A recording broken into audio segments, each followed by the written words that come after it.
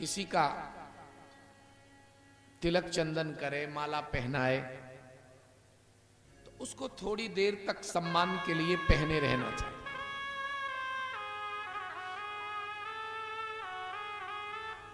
मैंने बताया था कर्ण ने क्या कहा कि मुझे वरदान दो कि तार ब्राह्मण मेरे मस्तक पर तिलक लगा, पर अब जब राक्षसों को पता चला तो उन्होंने अमरावती पर आक्रमण कर दिया, इंद्र की पराजय हो गई और उसकी श्री चली गई। विष्णु पुराण में तो इंद्र ने फिर लक्ष्मी जी की बड़ी गजब की स्तुति की। अब देवता घबरा के भगवान के पास गए, कहा प्रभु इंद्र को तो श्राप लग गया। भगवान ने कहा देखो समय का जो पहिया होता है वो रुकता नहीं। उसने कहा था वो कौन थी, वो महाराष्ट्र के उसके लिए, अरे इसने वो झांसी की रानी का अभिनय किया, कंगना रनौत। उसने कहा था उद्धव समय का पहिया रुकता नहीं, हमें वो बात उसकी याद आ गई। जीवन में कभी भी कोई व्यक्ति नहीं कह सकता है कि हमें लाभ ही लाभ होगा, कभी नुकसान भी हो सकता। श्रीमद् भगवत गीता में भगवान कृष्ण कहते हैं सुख दुखे समे कृत्वा लाभा लाभो जया जयो। सुख दुख हानि लाभ जय पराजय व्यक्ति के जीवन में जुड़ी हुई है। और तुलसी बाबा ने भी लिखा जन्म मरण दुख सुख सब भोगा, हानि लाभ प्रिय मिलन वियोगा। काल कर्म बस होय गुसाई, बरबस रात दिवस की नाई। मैं आपसे निवेदन करूं मेरे प्यारे श्रोताओं, अब तो देवता निराश हो गए। ब्रह्मा जी से उन्होंने अपनी पीड़ा बताई। उन्होंने कहा तुम लोग एक काम करो, आर्योपनिषद, जैसा कि सांप ने चूहे के साथ किया था, आर्योप ही संधेया, बताते हैं कि किसी डलिया में सपेरे की में सांप बंद था, उसी में चूहा जाने कहां से कैसे घुस गया। तो सर्प ने चूहे से कहा हा वाह भगनी पुत्र, भांजे तुम आ गए हो। और देखो उसने कूटनीति चली, कहा इसको तुम काट दो तो हम दोनों बाहर निकलेंगे। चूहा बोला काट तो देंगे मगर ऐसा ना हो तुम हमें काट दो। नहीं नहीं नहीं नहीं ऐसा नहीं होगा। चूहा ने डलिया काट दी, सांप ने चूहे को खाया और बाहर निकल आए। उन्होंने कहा देखो तुम लोग भी राक्षसों से समझौता करो। भगवान के कहने से देवताओं ने राक्षसों से कहा भैया लड़ाई झगड़ा में कोई रखा नहीं, फायदा कोई है नहीं, इसलिए एक काम करो कि अपन लोग कुछ उद्योग करें। और नीति में लिखा हुई है कि उद्योगे दारिद्रम नास्ति जप्तो नास्ति पातकम। उद्योग करने से दरिद्रता दूर होती है, जप्तो नास्ति पातकम। मास्टर साहब, भजन करने से पाप का क्षय होता है।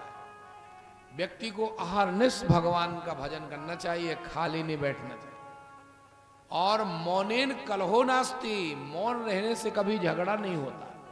नास्ति जागरेत भयम, जागने से कभी चोर नहीं घुस सकते।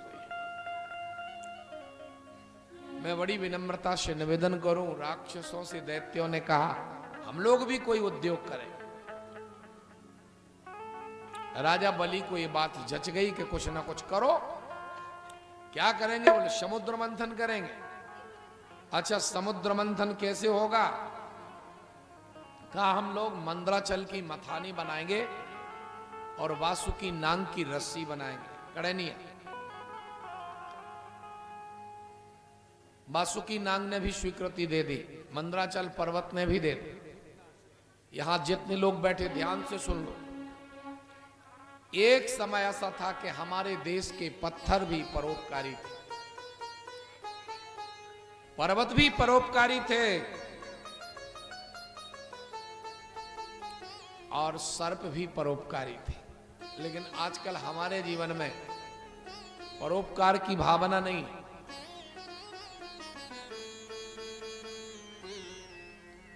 और वर्णन भी आया, जिनके जीवन में परोपकार की भावना होती है उनको कभी कोई अभाव नहीं रहता। गोस्वामी जी ने लिखा,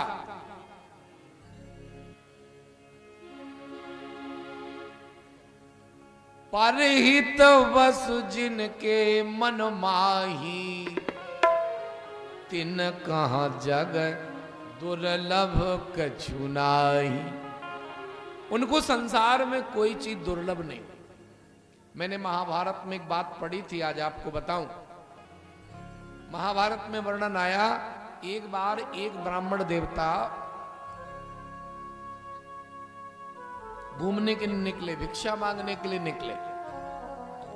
भगवान कृष्ण अर्जुन भी उनको मिल गए। तो अर्जुन से कन्हैया ने कहा, देखो अर्जुन, ये ब्राह्मण दुखियारे, इनकी मदद करो। क्योंकि भगवान को ब्राह्मण बहुत प्रिय है, इसलिए विष्णु सहस्त्रनाम में लिखा ब्राह्मणो ब्रह्म वर्धना,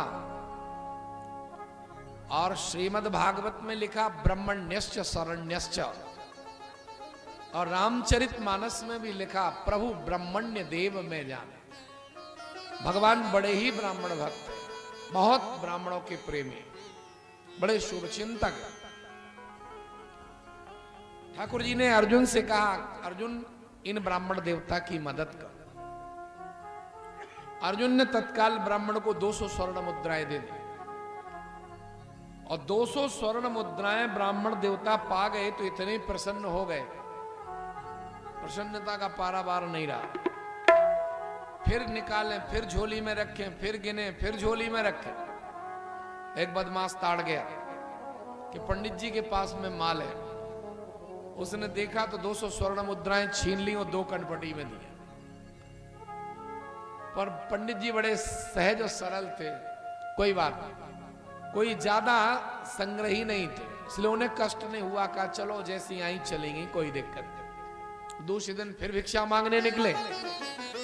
भगवान कृष्ण ने कहा, अर्जुन देखो ये ब्राह्मण देवता बेचारे परेशान है। अर्जुन बोले, लगता है इनकी आदत खराब है, कल इनको 200 स्वर्ण मुद्राएं दी, आज ये फिर आ गए। नहीं नहीं, नहीं। भगवान ने कहा उसके पास नहीं, प्रभु तो सब जानते। भगवान ने कहा इसकी मदद कर। तो अर्जुन ने एक बड़ा बेशकीमती हीरा दे दिया, जिससे आधी धरती खरीदी जा सके। उस हीरे को पाकर के पंडित जी गदगद हो गए और ले जाके उन्होंने इस हीरा को एक घड़े में रख दिया। लेकिन भाग्य पीछे पड़ा था। पत्नी जी गंगा जी में जल भरने गई, तो जल भरते समय जब आई घर तो ऐसा ठोकर लगी कि वो गिर गई और उनका वो घड़ा फूट गया। तो घर गई तो उन्होंने वही नया घड़ा उठाया, जिस घड़े में ब्राह्मण देवता वो हीरा रखा थे। अब पत्नी जी ने उस घड़े को लिया, साफ किया, वो हीरा गंगा जी में डाल दिया और पानी भर के आ गई। पंडित जी बोले, क्यों, इसमें कुछ रखा था? कहा महाराज हमने तो नहीं देखा, यदि आपने बताया होता तो हम ध्यान रखते, आपने हमें कहां बताया। पंडित जी ने कहा कोई बात नहीं, जहां 200 स्वर्ण मुद्राएं गई वहां हीरा भी गया, कोई दिक्कत नहीं। फिर लौट के आ गए। दूसरे दिन फिर भिक्षा मांगने निकले। भगवान कृष्ण ने देखा कि पंडित जी फिर भिक्षा मांग रहे हैं। उन्होंने अर्जुन से कहा, अर्जुन देखो इस ब्राह्मण की मदद करो। अर्जुन बोले, देखो महाराज इनकी आदत खराब है, 2 बार मदद कर दी। भगवान ने कहा अच्छा तुम मदद मत करो, अब हम ही करते हैं। मेरे प्यारे श्रोताओ, भगवान ने पंडित जी को 2 पैसे दिए। और 2 पैसे लेकर के उसने अपनी जेब में रख लिए। चलो कोई बात नहीं, 2 मिल गए बहुत। चले जा रहे थे तो रास्ते में वो क्या बोलते, वो कसाई मांस बेचने वाला एक पटिया पर वो लाल कपड़ा बिछाया था, उस पर मछली रखे थे। मछली तड़प रही थी। उसने कहा क्यों रे, ये मछली कितने की देता? वो बोला तुम्हारे पास पैसा है कुछ? 2 पैसे की है। पंडित जी गदगद हो गए और वो 2 पैसा उसको दे दिए और कहा ये मछली हमारे कमंडल में डाल, कमंडल में डलवा, और लेकर के अपने घर की तरफ चल पड़े कि घर के पास में गंगा जी हैं और वहीं जाकर के ये सब डाल दे, मछली को ही डाल दे। पंडित जी बहुत प्रसन्न थे, जा रहे थे। ध्यान देना, एक नन्ही सी मछली की जान बचाई 2 पैसे में। तो क्या हुआ कि कमंडल में जो मछली पड़ी थी, उस मछली के मुख से वही हीरा निकला जो पत्नी जी गंगा में डालाई थी। अब तो बहुत खुश हो गए, गदगद हो गए और चिल्ला के बोले मिल गया, मिल गया, मिल गया। माने वो हीरा निकल आया मछली के मुंह से। इतने प्रसन्न, इतने प्रसन्न। अच्छा, वहीं बगल में थाना भी था, पुलिस भी थी और वो चोर भी वहीं खड़ा था। तो चोर ने समझा कि ब्राह्मण देवता मेरी कह रहे हैं कि मिल गया, मिल गया, मिल गया। अरे वो चरणों में गिर गया चोर और उसने वो 200 स्वर्ण मुद्रा दे दी, 10 और दी। बोले महाराज हमारा नाम नहीं लो, आज के बाद हम आपको कभी परेशान नहीं करेंगे। तो मतलब जब उस ब्राह्मण ने उस पैसे को अपने जीवन में उपयोग करना चाहा तो दोनों चले गए, हीरा भी चला गया, स्वर्ण मुद्राएं भी चली गई। और जब उसने एक नन्ही सी मछली की जान बचाई तो वो हीरा भी मिल गया, स्वर्ण मुद्राएं भी मिल गई। इसलिए गोस्वामी जी ने साफ साफ लिख दिया कि परहित बसु जिनके मन माही, तिन कहा जग दुर्लभ कछु नाही। उन्हें कोई चीज दुर्लभ नहीं, लेकिन आज तो व्यक्ति ने कमर कस ली है परोपकार की। जितना हो सकेगा लोगों का बुरा करेगा। एक बार एक व्यक्ति हमें मिला, हमने कहा क्यों भैया मकान बनवा पाया कि नहीं बनवा पाया? बहुत दिनों से सोच रहे थे मकान बनवाना है, बनवाया कि नहीं बनवाया? बोले पंडित जी मकान तो नहीं बनवा पाया, लेकिन मोहल्ले में किसी का ढंग से बनने भी नहीं दिया। ने कहा वाह कितना अच्छा काम किया आप। इसलिए हमारी सनातन संस्कृति में पत्थर भी परोपकारी हैं, सर्प भी परोपकारी हैं, वृक्ष भी परोपकारी हैं।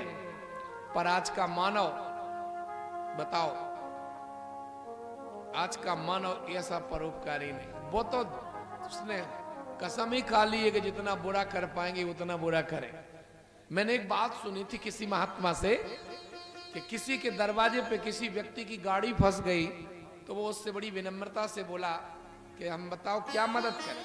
क्या मेरी गाड़ी निकलवा दो। उस व्यक्ति ने तत्काल फावड़ा लिया, कपड़े उतारे और गाड़ी के पहियों के आजू बाजू उसकी मिट्टी हटाई। उसने ताकत वाला गियर लगाया, गाड़ी गड्ढे से बाहर हो गई। गाड़ी का मालिक बड़ा खुश हुआ। उसने अपनी जेब से 500 रुपए निकाल के उसको दिए। ये तुच्छ भेंट आपको देना चाहता हूँ, साथ में पूछना चाहता कि आप बेरोजगार तो नहीं हो, तो मैं अपनी फैक्ट्री में आपको अच्छे पद पर रखूंगा। उसने कहा कि हमें क्या करना, हमारा धंधा तो बहुत अच्छा चलता है। क्या करते हैं आप? कहा जिस गड्ढे में तुम्हारी गाड़ी फंसी थी इसमें सुबह सुबह 20 बाल्टी पानी डालता हूँ, 10 डलिया भुरभुरी मिट्टी डालता हूँ, 2-4 गाड़ी रोज फंसती हैं निकाल भी देता हूँ।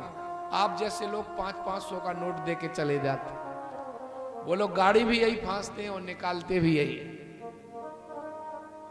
इनसे लाख गुना अच्छे तो वो जानवर है। मैं आपसे निवेदन करूं, मंदराचल पर्वत ने स्वीकृति दे दी, बासुकी नाग ने स्वीकृति दे दी। अब तो बड़े वेग से देवता और दैत्यों ने समुद्र मंथन करना शुरू किया। और जब समुद्र मंथन शुरू किया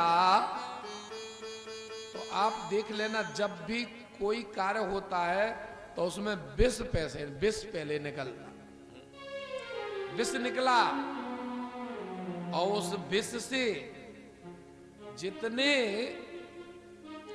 समुद्र के जलचर जीव थे वो घबराने लगे, उनकी हालत खराब होने लगी। अब तो कहा इस जहर का क्या हो, तो सब लोग घबरा के भगवान भोलेनाथ के पास आए और उनसे प्रार्थना करते हुए बोले, देव देवो महादेवो भूतात्मन भूत भावन, देव देवो महादेवो भूतात्मन भूत भावन। शंकर जी ने कहा, इतनी लंबी स्तुति क्यों कर रहे हो, क्या बात है? कहा, हम आपकी शरण में आए। कहा, महाराज ये जहर निकला है, इसका क्या करें? शिव जी ने कहा, जहर का क्या करना? बोले आप पी लो। भोले बाबा ने कहा, देखो हम पहले पार्वती जी से पूछते हैं। तो माता पार्वती की ओर भगवान भोलेनाथ ने देखा, कहा ये सब लोग जहर लेके आए हैं, बोलो आप बताओ क्या करें? तो पता है ये तो माँ है और माँ के अंदर ममता का समुंदर हिलोरे लेता। माता पार्वती ने कहा, नाथ समाज संस्कृति राष्ट्र के कल्याण के लिए यदि जहर भी पीना पड़े तो पी लो। भोले बाबा ने जहर लिया और देवताओं की तरफ देखा, कहा देखो जो इस जहर को पिएगा वो हो जाएगा महादेव और जो नहीं पिएगा वो रहेगा देव। देवता बोले हमारी तरफ से 1000 बार महादेव हो जाए लेकिन पी तो ले, क्योंकि देवता जानते थे कि जो जहर पी के बचेगा तब महादेव बन पाएगा।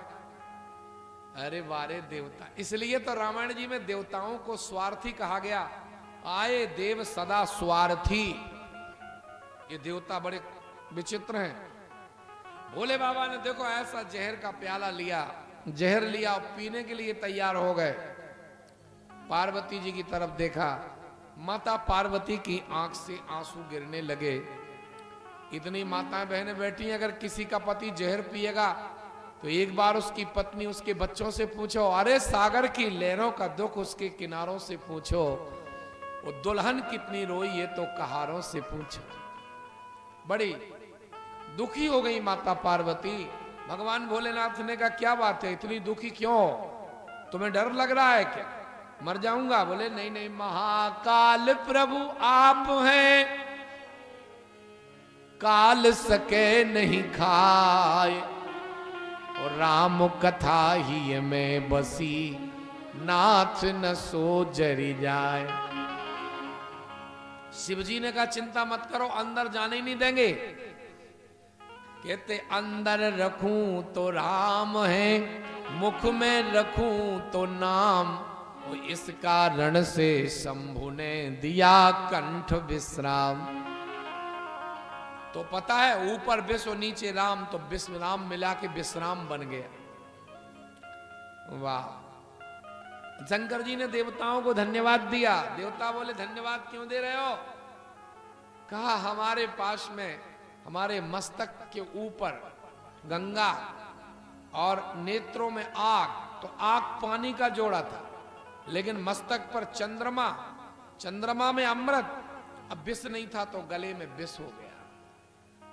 देखो ये भोले बाबा की सकारात्मक सोच है, विष पिलाने वालों को भी धन्यवाद देते। और एक बात ध्यान से सुन लो, बोलो इतने लोग बैठे हो, शंकर जी क्या पिए? विष। और शंकर जी उगलते क्या है? शिव जी अपने मुंह से निकालते क्या है? भोलेनाथ पीते जहर हैं लेकिन उगलते अमृत है। आप कहें कहां उगला? रामचरितमानस पढ़ो, कर प्रणाम राम ही त्रिपुरारी, हरस सुधा सम गिरा उचारी। इनके मुख से अमृतमयी कथा निकलती, और हम जितने लोग बैठे हैं जो पीते हैं दूध और उगलते हैं जहर। हाँ, जितना उगलेंगे जहर उगलेंगे। ये आज के मानव की घटिया पहचान है। जब जब बोलेंगे जहरीले, बोलेंगे जहरीले। हाँ, एक महात्मा आ रहे थे मास्टर जी, तो उन्होंने एक व्यक्ति से कहा, क्यों भैया तुम्हारा जी बैल मारता तो नहीं है? बोले 2-4 मूड मार दे तो कब बिगड़े तुम्हारा, बताओ। ऐसा महात्मा से बोल रहे हैं। तो शिव जी ने जहर पी लिया। अब जहर पीने के बाद देवताओं ने फिर समुद्र मंथन शुरू किया। तो पता है अब क्या निकला? कामधेनु गाय निकली। कामधेनु गाय देवताओं को दे दी गई। राक्षसों को क्या जरूरत है गाय की? राक्षस गाय को कोई महत्व नहीं देते। अग्निहोत्री ब्रह्मवादी संतों को मिली। इसके बाद में ततो उच्चैश्रवा नाम का घोड़ा निकला। भगवान ने देवताओं को बता दिया था कि देखो ध्यान रखना, कुछ कुछ रत्न राक्षसों को भी देते जाना, लोभ मत करना। अच्छा, ज्यादा लोभ आदमी करेगा तो फिर फजीयत हो जाएगी। क्योंकि ज्ञानी तापस सूर्य कवि कोविद गुण आगार, काहे न लोभ विडंबना कीनी यह संसार। और गोस्वामी जी कहते लोभी जस चाहे, लोभी व्यक्ति को जस नहीं मिल सकता। हाँ, एक लोभी आदमी हाथ में 10 को नोट ले तो अब बोला कथा में जब चढ़ाएंगे जब अच्छी भीड़ होगी, लिए लिए हाथ में पसीना आ गया, उसने फिर जेब में रख लो। बोले तुम काहे को रो रहे, हम किसी को नहीं दे रहे। एक बात तुम्हें बता दो, मौका को चिपार बुरो और बेमौका का उदार बुरो। जैसे ये भागवत जी हो रही है, मास्टर साहब अब चिपार पना करे से कछू नहीं हो है। तुम 10-10 के लगे फिर हजरत, तुम्हें पता है जे आवाज तुम्हारी 1000 किलोमीटर तक जाएगी, जे कलाकार जहां जाए। अरे मास्टर साहब बहुत अच्छे थे, सुनो, और बेमौका के लाखों रुपया उड़ा दो, कोई नहीं पूछने वाला है। इसलिए तुलसी बाबा ने लिखा, लोभी जस चहे चाहे गुमानी,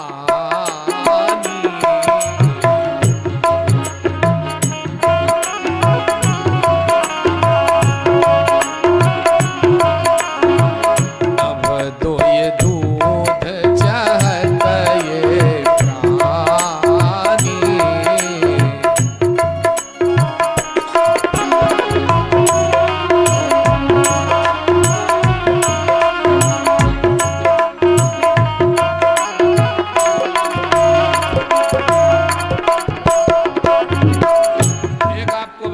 बात याद आ गई, बता ही दूं।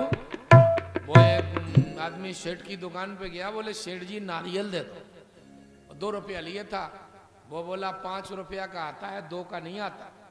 हाँ हाँ हाँ, अरे बोले दे दो, आनंद आ जाएगा। बोले आनंद लेना तो बगीचे में जाओ तोड़ो।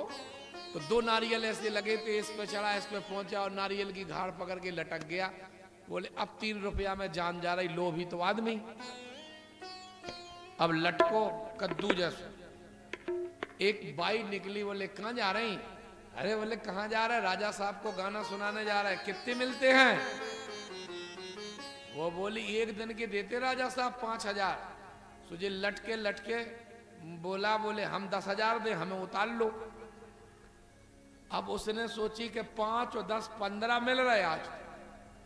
वो अपनी बग्घी पे चढ़ी, वो गाने वाली, और उसने उसके पांव पकड़े, बोले रुकियो। सो उसकी घोड़ी बढ़ गई, बयू के पांव पकड़े लटक गई। अब जे लटके लटके बोले तुम कहां जा रही थी? बोले गाना सुनावे। कहीं हमें सुनाओ नहीं, हम हाथ छोड़ा। अब मरती क्या नहीं करती, उसने गाना गाया और इन्हें आनंद आया, इनने तारी बजा दी तो दोनों ही गिरे। अब ये तो उसी के ऊपर गिरा तो उसको बहुत लग गई। वो बोली पहले इलाज कराओ, 10,000 बाद की बात है। अब इनके पास तो 2 रुपया थे। ऐसा इतना सा गिलास लेके पहुंच गए सेठ जी। बोले आनंद तो सब आ गया, तुम तो 2 रुपया को तेल दे दो। सो 1.5 में वो गिलास भर गया। बोले अठन्नी को और भर। अरे कहे जब पूरा भर गया तो कहां से भरेंगे? तो उसने तरी टटोली, बोले अठन्नी को ही बगले भर दे। सो वो 1.5 को वहीं गिर गया। अब जो अठन्नी को लेके पहुंचे, बाबोली 2 को इतना तेल, बोले अठन्नी को जो और 1.5 को जो, सब वही गिरेगा सीता। ये लोभ ही इनकी बात। इसलिए मौका को चिपार बुरो और बेमौका को उदार बुरो।